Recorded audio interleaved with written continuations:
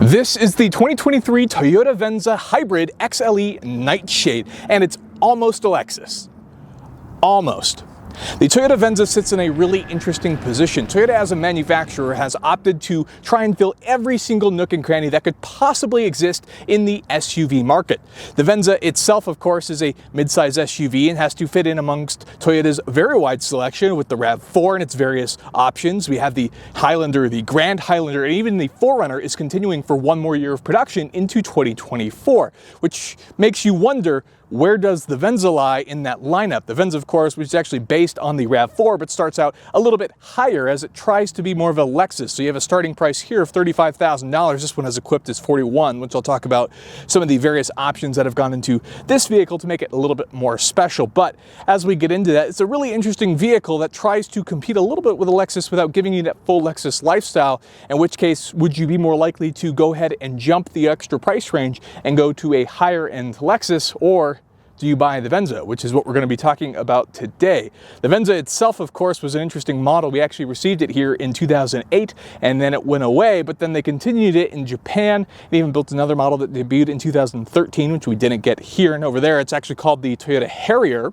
And then it went and debuted, and they brought it back to the US. And one of the things I like about that is the exterior styling, which has remained relatively unchanged from its JDM counterpart overseas, which is pretty cool. So in this video, we'll go through the exterior, the interior, the powertrain, and of course, we'll take it for a drive. So moving on to the exterior of our 2023 Toyota Venza Nightshade. Nightshade, of course, being the fact that this is essentially a black cosmetic package. So all of the mirror caps, wheels, front grille bits, lower side skirts, all that is now black, even the rear badging, which of course has been changed for the sake of the Nightshade package, which might not be a big deal to most unless you really want those cosmetics to pop a little bit more, which I think looks particularly good with our ruby flare metallic paint that has quite the shine in the sun. It's very sparkly, and I appreciate this color out of all of the various options. Moving into some of the various styling bits that are available, obviously this vehicle is fairly tall. It is based on the RAV4, and you have about 8.2 inches of ground clearance, along with a fairly okay approach and departure angle, which will help if you plan on taking this vehicle camping, and it does have all-wheel drive for traction reasons as well. So there's a lot of benefit to there. You could easily take this thing off-road, and it wouldn't be a problem with most reasonable trails, just wouldn't take it rock crawling. Moving on to some of the details in the front, we have our LED projector headlights. Then we also have our integrated fog lights, which are fairly subtle and have a nice way of just sitting in here. This is a sort of departure in styling from standard Toyota design. We have this sharper front nose, which was on the previous generation of the Toyota Harrier, the JDM model, but has actually made its way to the US model, which I think is pretty cool because it stands out from Toyota's standard styling, at least especially what we see here in the US. So very unique looking vehicle at that. As we move down the side here, we have our black 19-inch wheels, which cover our disc brakes. And these are, again, styling preference option. But then we have our black mirrors. I think these look pretty nice. Always good to color change the mirrors that have integrated turn signals, but they also fold in when you lock the car. If we go ahead and use our keyless entry to lock the car, mirrors fold right in, pretty easy, fairly responsive system. Everything works beautifully. We got some more black side bits, even the door handles are black.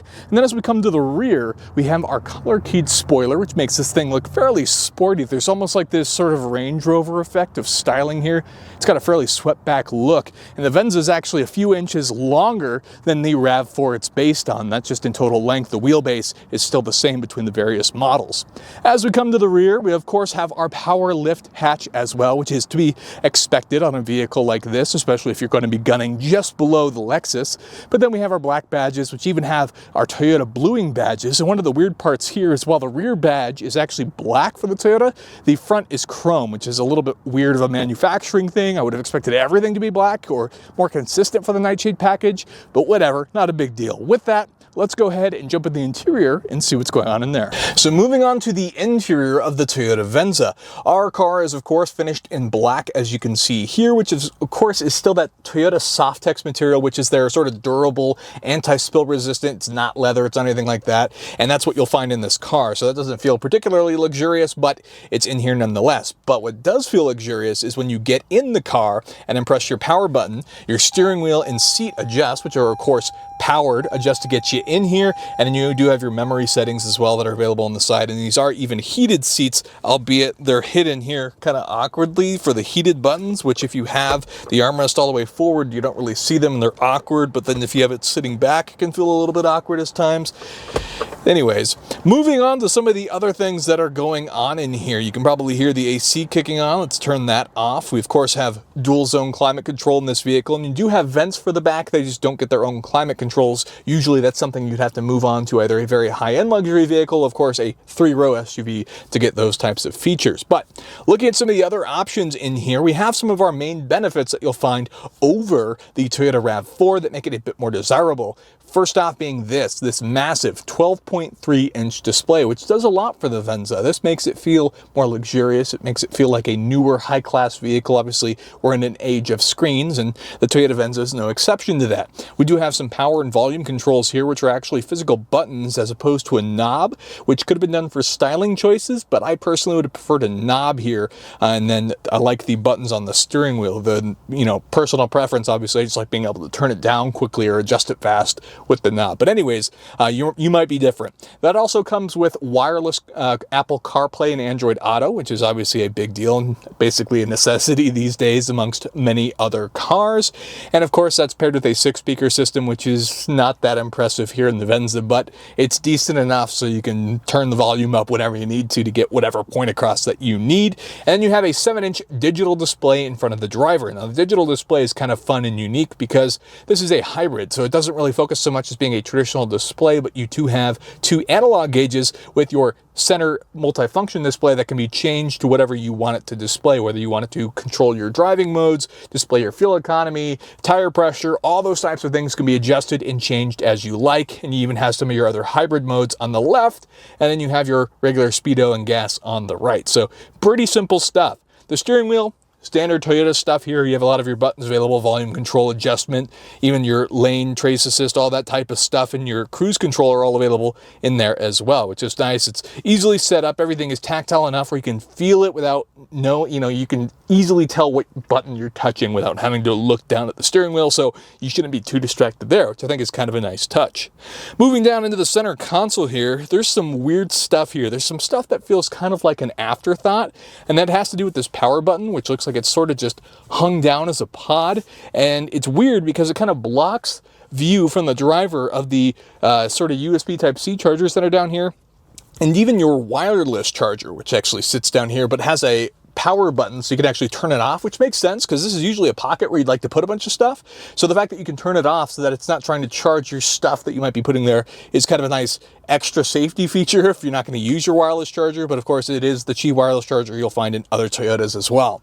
Below that, we do have our parking brake and even our hold buttons, along with our EV mode and drive mode selections, which do a couple different things there. Obviously, we do have a sport mode in this vehicle. The EV mode will turn it into EV only, but it's extremely limited. This is better off as a hybrid, not so much a full EV. So your EV range is going to be, I think they say up to like 17 miles, but really it's only going to be good for a few miles. You're limited by how fast you can go, all that type of stuff, depending on how charged the battery is. So really, that's more of a gimmick in my opinion, not so much something that you can functionally use. But you do have the sport mode as well, along with your other eco modes. So the sport mode, of course, is going to make the transmission just pretend to shift a little bit faster. This is a CVT, so you're not getting a whole lot of that, but it's going to make the vehicle try to feel a bit more responsive and try to hold those revs out. And of course, eco mode is going to limit how quickly you can accelerate, and in some conditions, even throttle back your AC a little bit just to get those optimum fuel conditions. So that's what those various modes do. We do have our shifter for our automatic transmission, which even has sport mode if you slap it over, and then you can manually shift the non-geared transmission. A little odd. We do have our 2 cup holders back here, which work okay depending on what you're using them for. They're not adjustable in any means. They have these little prongs that are hard to push back to try and pseudo hold various size drinks in place, but they're not the greatest, but they're also not the worst cup holders I've ever seen, so they'll get a pass there. And then we do have our heated seats with our functional little center display there that has some pseudo more cup holders, but really it serves better as a storage compartment as well.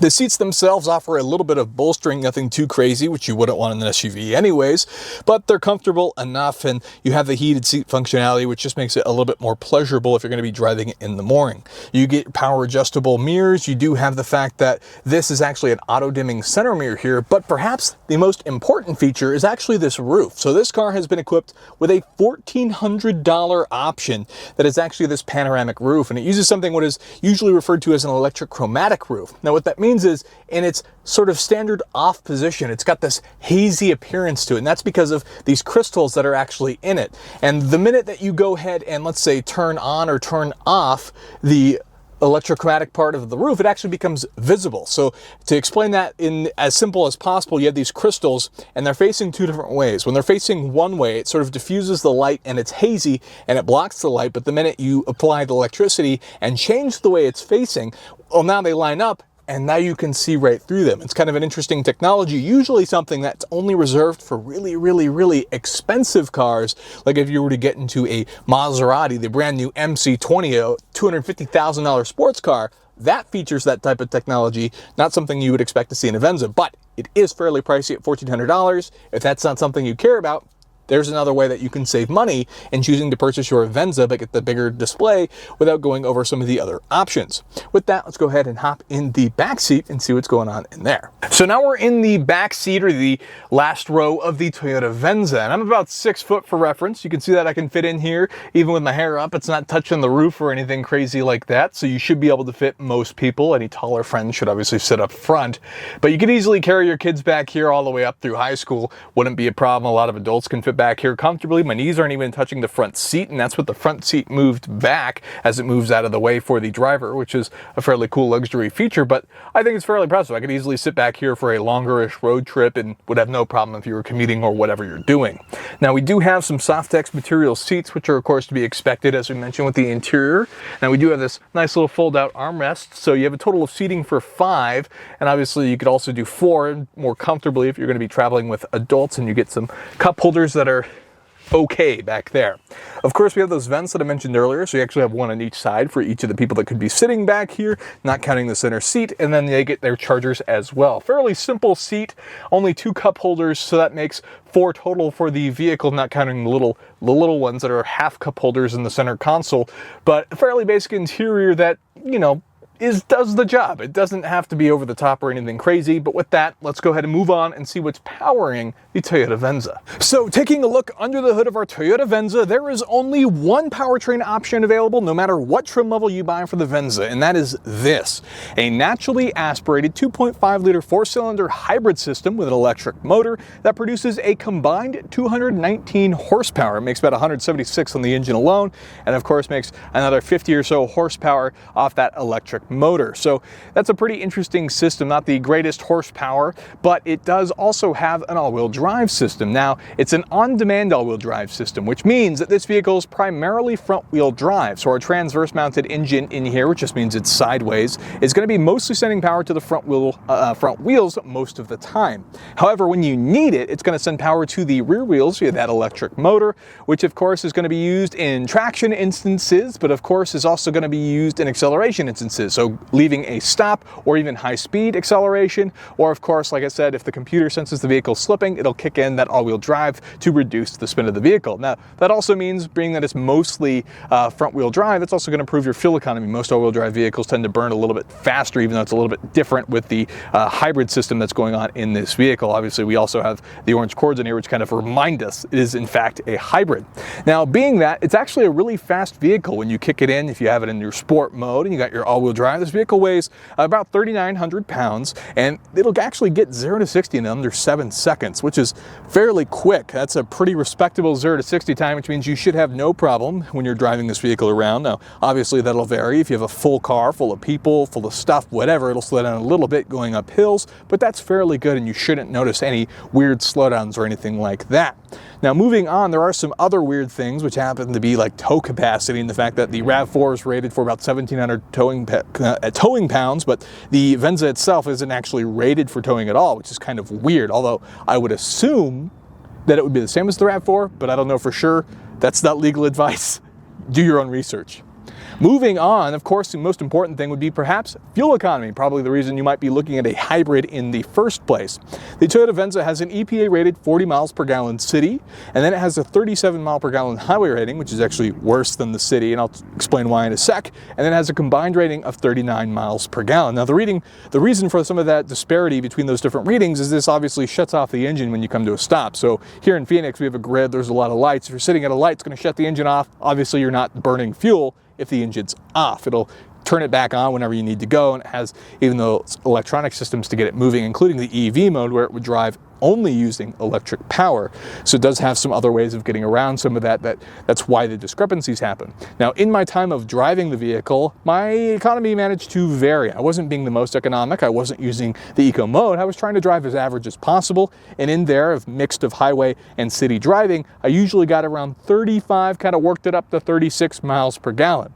So taking that rating of around 37 miles per gallon, which was the highway rating, if you were to take it on a road trip, that would roughly give you a range of over 500 miles, about 536 miles to be exact, which is still really impressive. That means you can drive most places, including to California from Phoenix, and be able to do it on one tank, which is really, really nice, and obviously something that you want from a vehicle like this, especially if you're going to take your family on road trips, use that ground clearance to go camping, whatever the case, this will do it. So pretty exciting, but more importantly, let's move into what it's like to drive the Toyota Venza. Okay, so what's it like to drive the Toyota Venza? Well, it's very Toyota-y, definitely leans into that Toyota-ness. They've obviously improved a lot of things over the years. The Toyota steering has come a long way as well. It's not overly like responsive or anything. It doesn't give you a lot of feedback, but it's also improved and it's not as overboosted as it used to be. It's just general easy to use, I would say.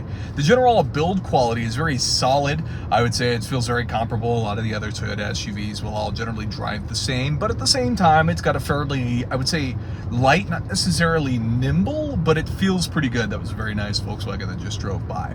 But it's a very nice functional vehicle. Visibility is fairly good. The way the glass is kind of swept out means that you don't really have any area that's blocked too much. You'll be able to see forward fairly well. The rear seats don't really block the rear window. Obviously in SUVs, you always wish that the rear view mirror would of course be the video camera to let you see past everything. That's just a little bit safer, but you don't find that, and it does save money by not opting to go that route. As for the various drive modes, they don't actually change a whole lot of things. If anything, they can make the driving experience kind of worse or kind of weird, because with that CVT automatic transmission, obviously it doesn't actually have any real gears, so the car sometimes simulates certain sport modes to try and make things feel a bit more authentic, which just results in kind of a weird experience. But that's not really why you buy this vehicle in the first place. It's not really meant to be a sporting vehicle. Now, it's more so the EV hybrid eco side that matters a bit more in something like this, and how does it feel as a luxury vehicle. One of the biggest things I would say is just in terms of overall sound. You might even be able to hear it with the radio off here. There's, I would say, what is average wind noise. You don't get any of the benefits that you'd find in a Lexus, where everything just feels a bit more quiet, a bit more solid. There's more sound deadening in the car. You won't find that here. It just happens to offer a fairly run-of-the-mill experience, which is not un-Toyota-like or not equivalent to any of the competitors. It's just for something that's trying to feel a little bit more upscale, that's not what you're going to find here. Everything else is fairly standard.